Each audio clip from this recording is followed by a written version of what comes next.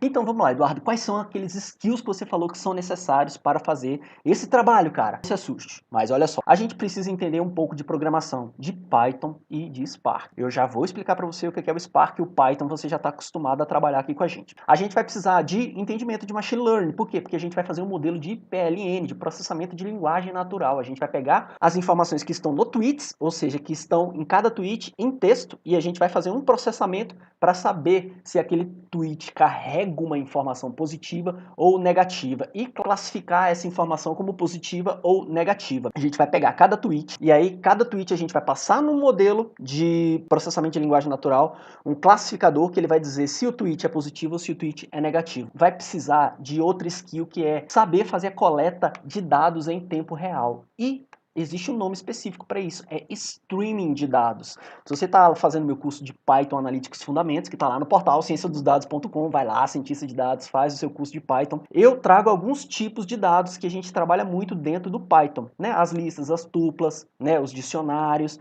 E aqui eu trago um dado a mais. Esse dado é um pouco mais avançado porque, cara, a gente está falando de streaming de dados. Quando você vê vídeos online, a gente está falando de streaming de dados. Quando você vê áudio, né, podcast, a gente está falando de streaming de dados. E quando a gente está vendo ali as redes sociais, quantas tweetadas que estão acontecendo agora nesse momento, quantas curtidas no Facebook que estão acontecendo agora nesse momento, quantas fotos, quantos vídeos estão sendo compartilhados nesses 1 zilhão de redes sociais que existem por aí. Cara, tudo isso é streaming de dados e ele tem uma característica própria para a gente trabalhar com ele. E a gente se utiliza de um framework, uma forma de trabalho que é conhecido como framework Spark. Por quê? Porque essa ferramenta ela é altamente performática para a gente trabalhar com Big Data, galera. A gente está falando de dados de redes sociais. Então a gente não está falando, isso aqui não cabe mais, Excel já não cabe mais. Entendeu? E quando a gente fala de Big Data, a gente está falando de muitos dados, bilhões, trilhões de registros, dados acontecendo a cada hora, a cada minuto, a cada segundo. Então a gente precisa de um framework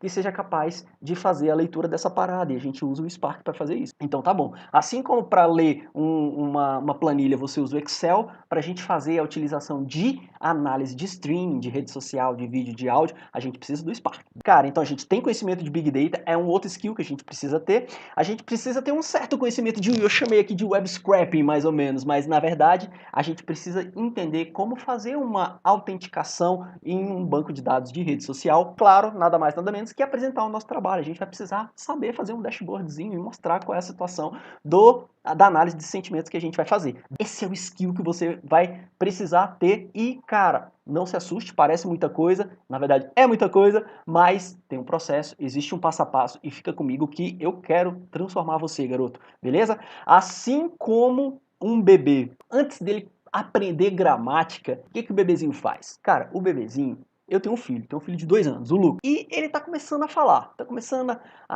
ele tem um irmão, o nome dele é Marcos, e ele ainda chama o irmão de Tadô. Por quê? Porque Marcos, Tadô, eu imagino que deva ser por isso, entendeu?